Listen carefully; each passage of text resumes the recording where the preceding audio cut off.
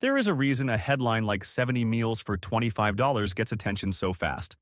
It hits the part of your brain that is tired, pressured, and just trying to make the week work. It sounds like relief. It sounds like control. It sounds like somebody finally found a way to beat the grocery store game.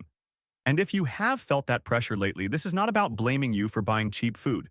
It is not about judging anyone for stretching a budget as far as it can go. A lot of families are not trying to be frugal for fun. They are trying to protect rent money, utility money, and their peace of mind. That is exactly why these claims matter. Because when food gets expensive, a big meal count does more than get clicks.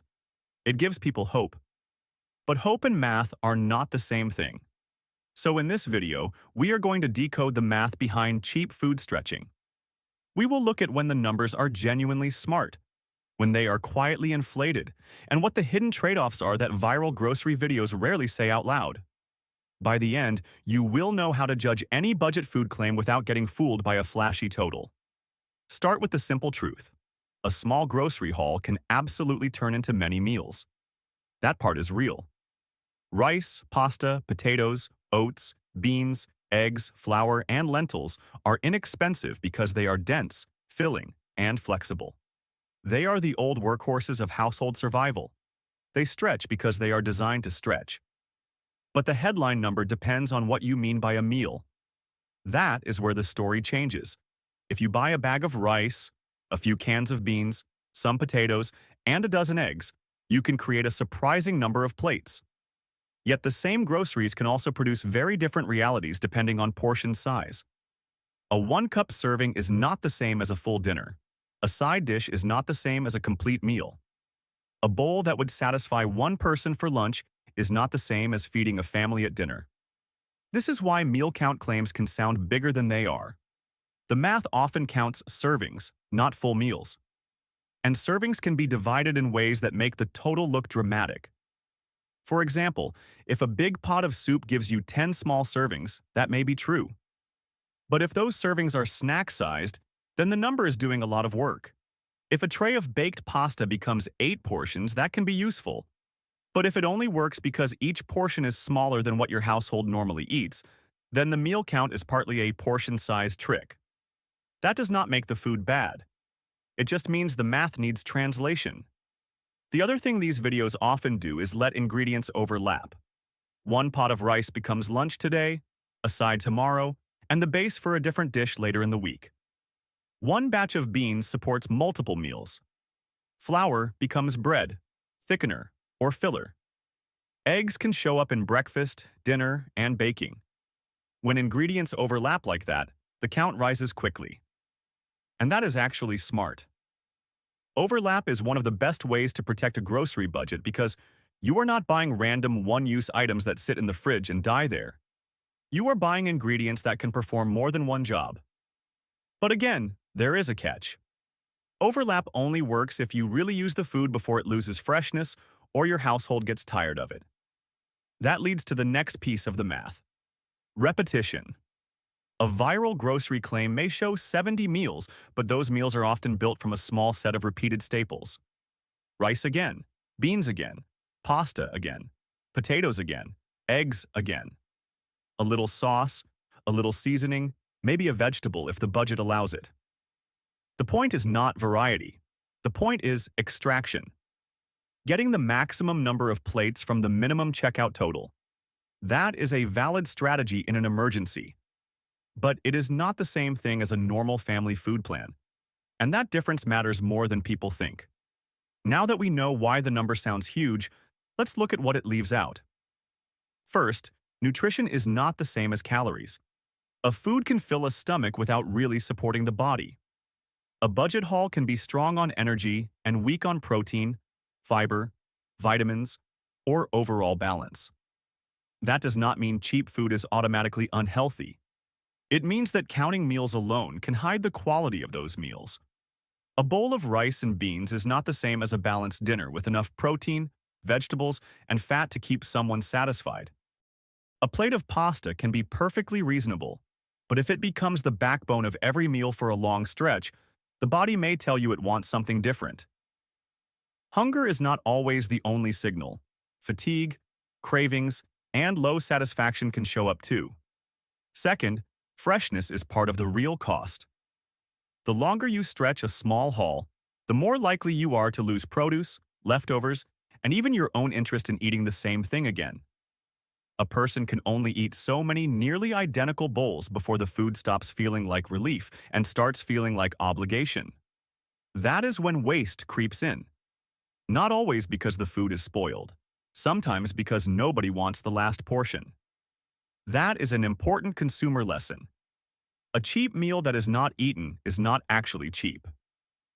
Third, time is money too, even if it never appears on the receipt. A low grocery total often assumes that someone is willing to cook from scratch, prep ingredients, wash dishes, portion leftovers, and keep a close eye on what has to be used first. That labor has value. It may not show up on a store receipt, but it absolutely shows up in a household. If one meal stretch requires 2 hours of prep and cleanup, that changes the picture. If it depends on a person who is already tired, working, caregiving, or dealing with health problems, then the cheap food is not just food. It is a workload. And that workload is one of the hidden reasons viral budget claims can feel inspiring from a distance and exhausting in real life. Think about the difference between emergency stretching and normal eating. Emergency stretching is what people do when the paycheck is tight, the fridge is thin, and the goal is to bridge the gap without panic. In that situation, cheap staples are a tool. Repetition is a tool. Batch cooking is a tool. Eating the same thing for a few days is not glamorous, but it may be smart and necessary. Normal eating is different. Normal eating has to last longer. It has to work for real people with real preferences, real appetites, and real routines. It has to be repeatable without burning everyone out. It has to leave room for freshness, some variety, and enough satisfaction that the household does not start raiding the pantry at midnight looking for something better. A viral haul might be fine for a hard week. It may even be impressive in a crisis. But if someone presents it as a complete, long-term family plan, that is where the math becomes misleading. Because the lowest checkout total is not always the lowest total cost. Here is the hidden cost most people forget to count. Extra trips. If the food runs out too soon, you go back to the store sooner than planned. That means more gas, more time, more exposure to impulse purchases, and more opportunities for the budget to leak. A haul that looks cheap on day one can become less efficient if it fails to carry the household as far as promised. Another hidden cost is waste from fatigue. If everyone is tired of the same meals, the odds rise that good food gets ignored until it is no longer useful. That is waste, even if it never hits the trash can in a dramatic way. There is also the cost of add-ons. Some ultra-cheap meals look impressive because the base ingredients are inexpensive, but they still need extras to become satisfying. A little butter here, a bit of cheese there, some sauce, some seasoning, some fruit, some vegetables, maybe a protein to round it out. Once you build a meal people actually want to eat, the real total can climb. None of this means cheap food is a scam. It means cheap food is often only cheap in one narrow frame. That frame is the receipt. Households, however, live in time. And time is where the pressure shows up. If you are watching this and thinking, yes, that is exactly what my kitchen feels like, you are not imagining it. Grocery pressure changes the way people think about food. It pushes families to ask not just what can we afford, but what can we survive this week? That is why the emotional pull of huge meal count videos is so strong. They promise a temporary feeling that the system can be managed. And in a way, that is the point. The appeal is not just cheapness, it is reassurance. So let's pause right here and reset the frame. The question is not whether cheap food is good or bad. The question is whether the math is honest. If the claim says 70 meals, ask what that actually means. Are those full meals, side portions, or servings? Are pantry staples included in the total, or are they assumed to be already sitting at home? Is the plan built for one person, a couple, or a family? And most important, can it be repeated in real life without turning into waste, fatigue, or another grocery trip too soon? That is the consumer protection way to look at this. Not with shame, with clarity. Now let's turn that clarity into a practical checklist you can use the next time a budget food video shows up on your screen. First, count servings, not just meals. If someone says a haul made 60 meals, ask how many of those were full plates and how many were smaller portions, breakfasts, sides, or snacks. A serving can be useful, but it should be named honestly. Second, ask how many days the food really lasts. A big meal count sounds impressive until you realize the food only covers a narrow type of meal, or only works if everyone is willing to eat the same thing repeatedly. Days matter because households live in days, not in headline numbers. Third, check the hidden pantry. Sometimes the receipt looks tiny because the real support system is already in the kitchen. Oil, spices, flour, rice, condiments, broth, sauces, and seasonings can quietly do a lot of work. That is not cheating. But if those items are not included in the total, then the audience should know that the budget was not as bare as it looked. Fourth, think about the size of the household. A plan that works for one adult may collapse for 3 people. A solo budget can look brilliant because one person can repeat meals for days and control every portion. A family has different rules, preferences, appetites, schedules. Leftovers disappear faster. Needs change faster. The same dollar amount does not stretch the same way. Fifth, ask what the food costs in effort. If a cheap meal requires a long prep session, advanced planning, and constant cleanup, then that labor is part of the equation. A budget strategy should protect money, but it should not quietly consume the person doing the work. Sixth, check whether the plan is repeatable. This is one of the biggest differences between a viral stunt and a real system. A stunt works once because the creator controls the ingredients, the timing, and the presentation. A real household needs something that can happen again next week and next month without everyone dreading it. That is the real test. Can the plan be repeated without collapse? If the answer is no, then you may be looking at an emergency tactic, not a sustainable food strategy. And that is okay, as long as it is labeled correctly, because emergency tactics have value. Sometimes they are exactly what keeps a household steady when prices spike, hours get cut, or an unexpected bill hits. But consumer awareness means knowing the difference between a temporary bridge and a permanent road. A temporary bridge can be brilliant. A permanent road needs guardrails. One more thing matters here, and it is easy to miss. Cheap meal claims often make people feel like they are either winning or failing. That is a trap. The truth is more practical.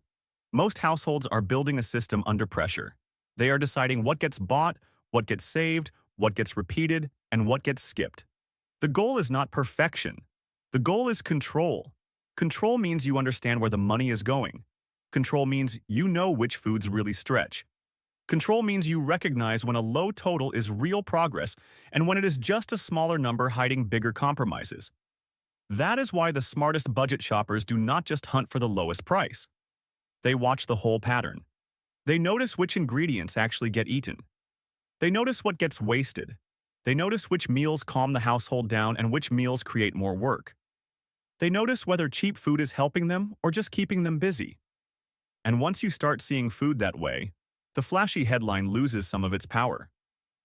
Because you realize the number is never only about money. It is about portions. It is about freshness. It is about labor. It is about whether the food can be lived with, not just counted. So the next time you see a claim like 70 meals for $25, do not rush to believe it, and do not rush to dismiss it either. Translate it. Ask what kind of meals. Ask for whom. Ask for how long. Ask what was already in the pantry. Ask what was sacrificed to make the total look so clean. That is how you take the power back. Not by shaming yourself for needing cheap food, not by pretending the grocery pressure is imaginary, but by refusing to let a headline decide what your money can do. Because once you understand the system becomes easier to navigate. Cheap staples are not the enemy. In many homes, they are the lifeline. The problem is when the story around them becomes more attractive than the reality. A meal count can be useful. It can also be misleading. The difference is whether you count the hidden pieces too, and that is the full pattern. The viral promise gets attention because it offers relief. The math works because staples, repetition, and portion control really do stretch food. The trade-offs appear when nutrition, freshness, time, and repeatability are left out. The hidden costs show up later in extra trips, waste, and frustration. So protect your grocery budget by looking at the whole picture, not just the checkout total. If this kind of breakdown helps, stay with us. The more clearly you can read these food claims, the harder it becomes for anyone to sell you a false sense of control. And in a year where every grocery trip feels more expensive than it should, that kind of awareness is worth keeping.